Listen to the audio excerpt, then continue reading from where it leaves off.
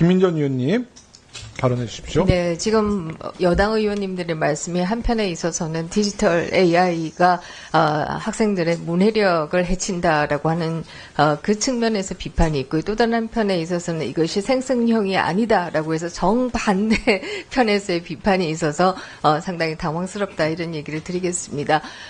사실 누가 이 사교육의 범람을 가지고 오는가라고 한다면 결국 교실을 19세기 교실로 묶어두려고 하는 세력들에 의해서 사교육의 범람이 일어나는 것이 아닌가, 이런 생각을 저는 사실 하고 있습니다.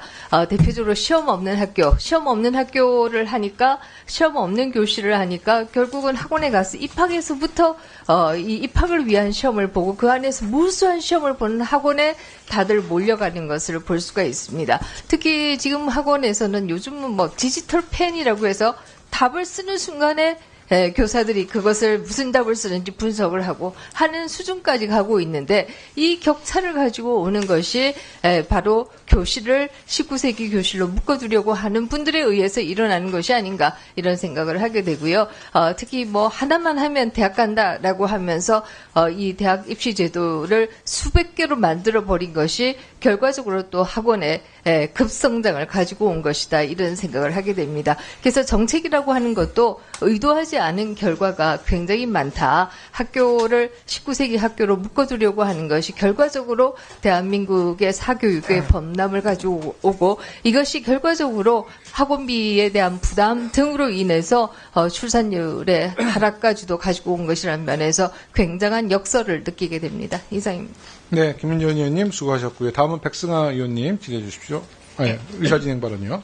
저희 민주당에서 AIDT를 반대한 것이 아닙니다. 일단 이 AIDT는 이주호 장관님께서 현장에 여론 수렴 없이 일반적으로 졸속으로 밀어붙였기 때문에 제대로 된 수준의 AIDT가 아니라 정말 AI 기능도 제대로 없는 AIDT, 그 수많은 돈과 예산과 노력이 들어갔음에도 불구하고 이 정도 수준밖에 안 되는 교과서를 만들었기 때문에 그것을 반대하는 것입니다. 그렇게 훌륭한 교과서라면 왜 학생들 접속률이 10%밖에 안 되겠고 왜 현장 교사들이 사용하지 않겠습니까?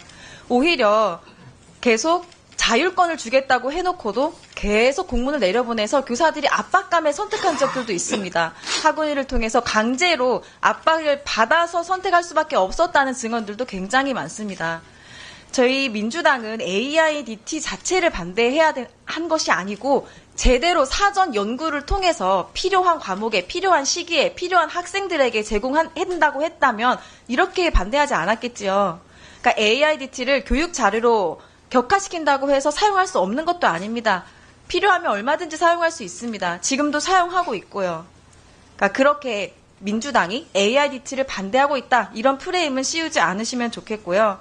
또 이 사교육이 과도하게 된 것은 과도한 경쟁 체제 때문이지 19세기 교실로 묶어두려고 했기 때문이 아닙니다. 이건 좀 부차적인 이야기라 이 정도로 줄이도록 하고요.